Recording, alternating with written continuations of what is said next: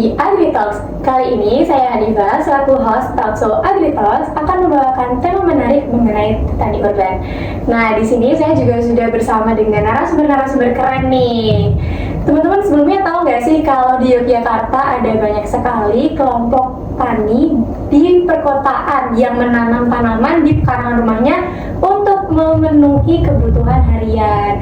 Nah, hal tersebut ternyata nggak luput dari permasalahan-permasalahan atau struggle nih teman-teman. Tapi di sini kita akan bahas lebih lanjut bersama dengan pakar-pakarnya atau orang lapangannya langsung nih. Jadi di sini sudah ada Pak Raja selaku Ketua Kelompok Tani Subur Makmur, kemudian ada Bu Nisa selaku dosen dari Fakultas Pertanian UGM, ada Bu Naila dari perwakilan Dinas Pertanian dan juga Bu Manda selaku penyuluh pertanian perkotaan. Selamat datang Bapak Ibu. Terima kasih Mbak Iva.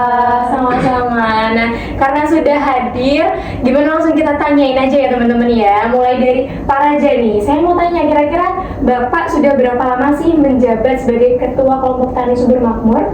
Baik, sebelumnya terima kasih Mbak Iva. Jadi saya menjabat menjadi Ketua Kelompok Tani Subur Makmur kurang lebih sudah 5 tahunan ini.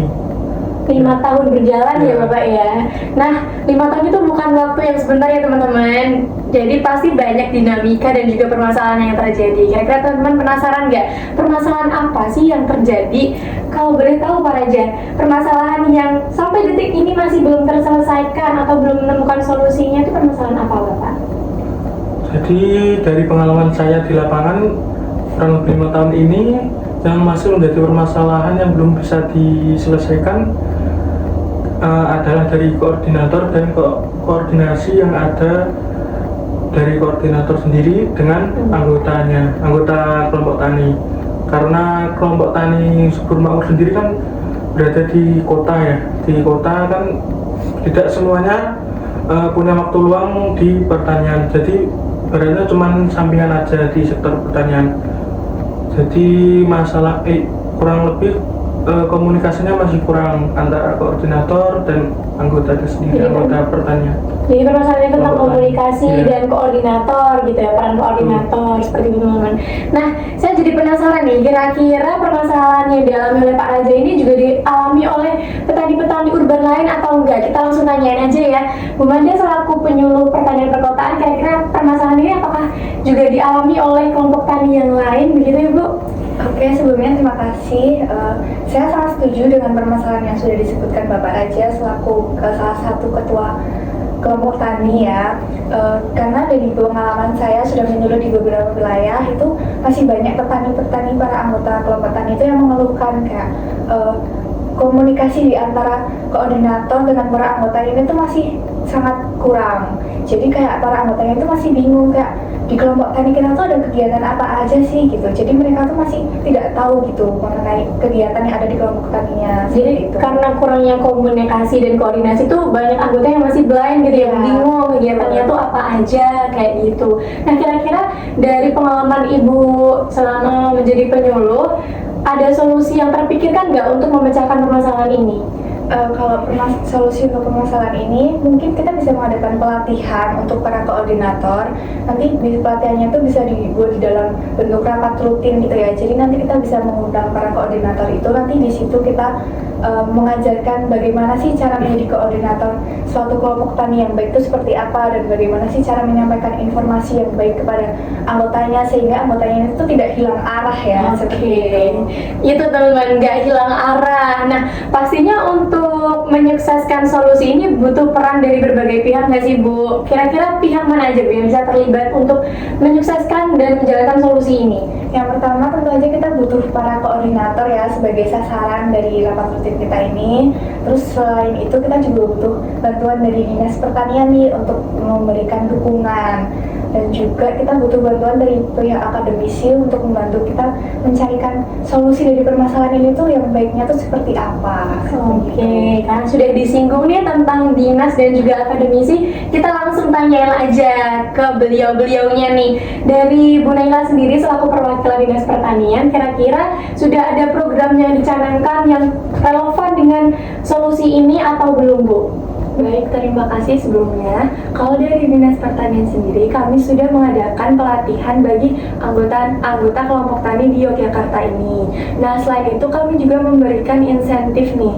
Jadi seperti pembagian bibit gratis, bantuan penampungan air gitu.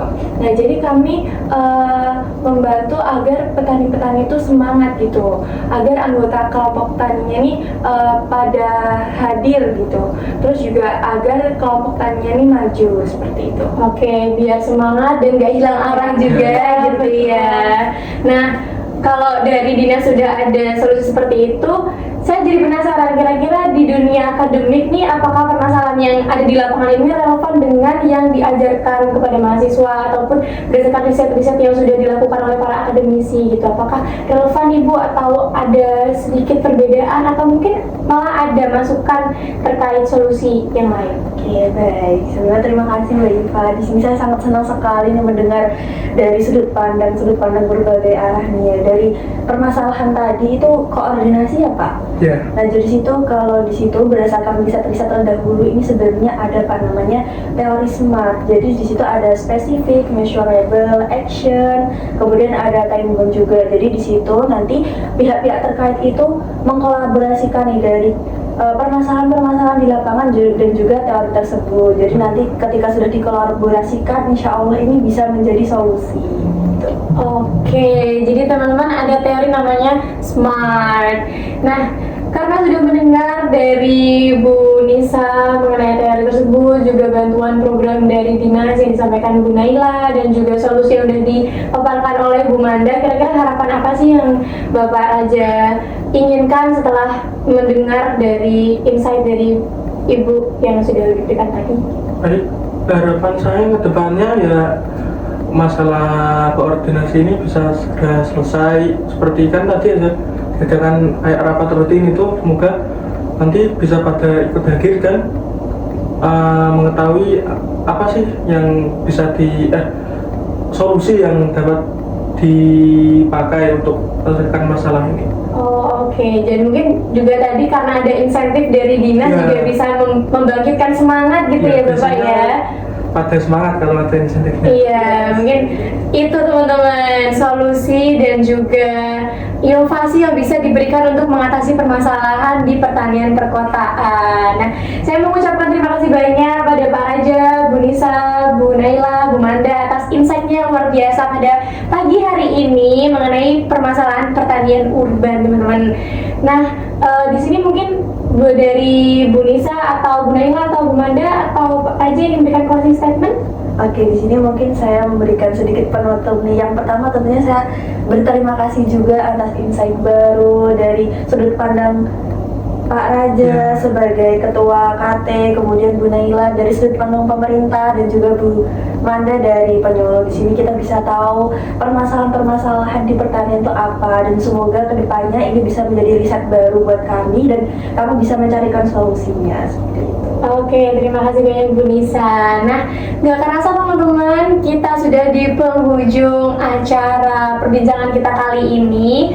Nah, dari saya mengucapkan terima kasih banyak. Cukup sekian teman-teman. Sampai jumpa di AgriTalks episode selanjutnya. Sampai jumpa.